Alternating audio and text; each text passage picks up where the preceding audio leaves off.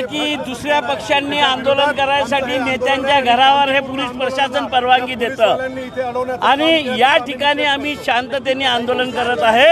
आमच्यासाठी बॅरिकेड लावून अडवण्याचा प्रयत्न करत आहे। हा पक्षपाती धोरण या राज्य शासनाचं या शहरामध्ये चालू आहे आणि याचा आम्ही निषेध करतो।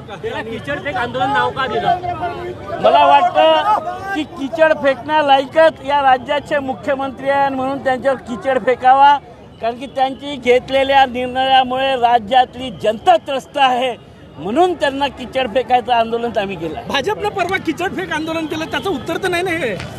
त्यांनी काय केलं हे माहीत नाही। आम्ही सामान्य जनतेसाठी लढत आहोत।